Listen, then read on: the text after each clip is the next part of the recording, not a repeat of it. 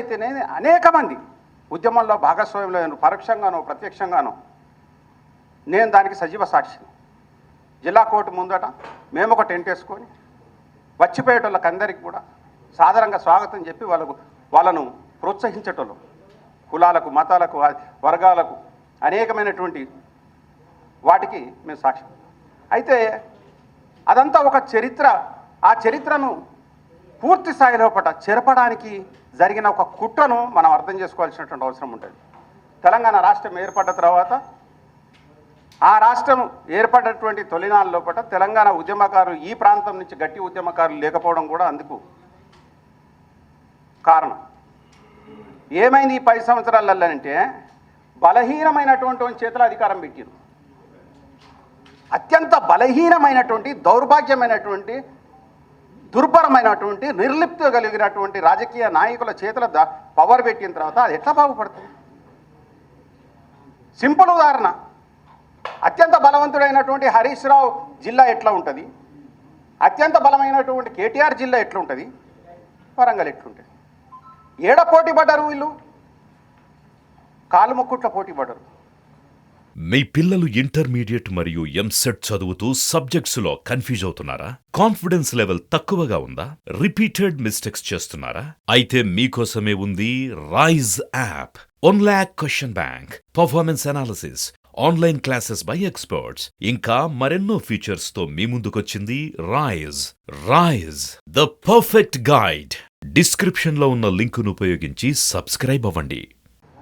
కాళ్ళు మొక్కుట్ల పోటీ పడ్డారు. ఏడ పోటీ పడాలి? అభివృద్ధిలో పోటీ పడాలి. ఈ జిల్లాల మా సుధాకర్ గారికి తెలుసు, తలసరి ఆదాయం ఈ జిల్లాలో 1,25,000 అక్కడనే ఉన్నది. 2014లో ఎక్కడైతే ఉన్నామో మనం అక్కడనే ఉన్నాం, 31వ స్థానంలో. We are marching head from lower stand, కింద నుంచి పోటీ పడతాను మనం. 33 జిల్లాలలో 31 జిల్లా మనది.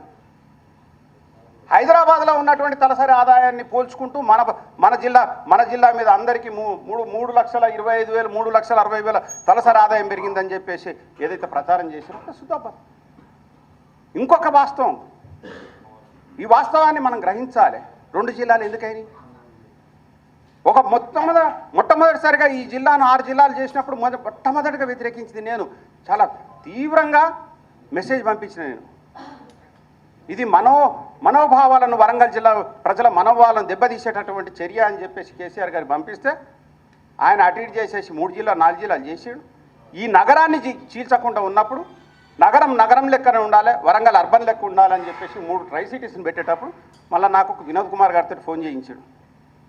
ఈ జిల్లాలో ఈ ట్రై సిటీస్ని ఏమంటలేము, ఓకేనా నీకన్నా? ఇక నాకేం ఓకే, ఉన్నాయి ఓసేసిన తర్వాత ఇంకేం ఓకే అని. అప్పుడు ఎవడు మాట్లాడే ఆ అగడిలో మాట్లాడేటటువంటి తత్వం కూడా లేదు. ఆ మాత్రం మాట్లాడినాం, ఓకే అన్నాం. మళ్ళీ తర్వాత ఏమైంది? ఎందుకైనాయి హన్మకొండ వరంగల్ జిల్లా? ఏ కారణం చేత హన్మకొండ వరంగల్ జిల్లా అవుతుంది? దాని వెనక ఎవరు ఆలోచన ఆల్ ఆఫ్ ఎ సడన్ ఒక మంత్రి అంటాడు, ప్రజలందరూ కోరుకుంటారు హన్మకొండ జిల్లా అని చెప్పేసి ముఖ్యమంత్రి ముందట అంటాడు. ముఖ్యమంత్రి వేస్తాడు, ఏమండి మీరు జిల్లా ఓకేనా అంటే అందరు సపోర్ట్ కొడతారు. అసలు గమ్మ జరుగుతూ ఉంటుంది అంతా. నేను కూడా నా కలెక్టరేట్లా కొడుతూనే ఉన్నారు సపోర్ట్లు. ఇది ఎక్కడ కథ ఏమవుతాను? జస్ట్ బికాస్ ఆఫ్ ఒక మెడికల్ కాలేజ్ కోసం ఇంకొక జిల్లా తయారు. ఎంత దుర్మార్గం ఇది! ఏ ప్రజల కోసానికి పరిపాలన కొనసాగుతూ ఉంది? అహంకారం ఏ పీకులకు వెళ్ళిపోయిందంటే, మా కాళ్ళు కడిగి ఆ నీళ్ళని మీ నెత్తి మీద పోసుకున్నా కూడా మీకు తీరదు అని చెప్పి ఒక నాయకుడు అంటాడు. మమ్మల్ని గెలిపించుకోవాలి మీరు, మాలాంటి పరిపాలకులు లేకపోతే మీకు అభివృద్ధి లేదు అని. ఏం అభివృద్ధి? ఎక్కడ అభివృద్ధి అవుతుంది?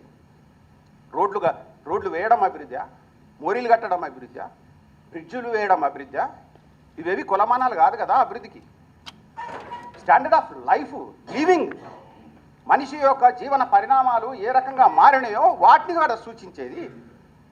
2014 లోపల ఏ రకమైనటువంటి జీవితాన్ని అనుభవించిండో వాడు 2023లో కూడా అదే జీవితం అనుభవిస్తే వాడెక్కడ అభివృద్ధి చెందినట్టు, ఆ వ్యవస్థ ఎక్కడ అభివృద్ధి చెందినట్టు? వీటన్నిటిని కూడా అగెనిస్ట్. కాబట్టి ఈ రకమైనటువంటి ఆలోచన చేయకుండా దాన్నేదో మేమే బ్రహ్మాండంగా బద్దలు కొట్టినామన్నట్టు, ఇక చివరికి ఇక్కడ ఉన్నటువంటి తెలంగాణ ప్రజలకు ఏ రకమైనటువంటి ఆలోచన లేదన్నట్టు, వాళ్ళు ఏమి చేసుకోలేని దద్దమ్మలు మేమిస్తేనే బతికిర్రు అన్నట్టు మాట్లాడడం కూడా దుర్మార్గమైనటువంటిది.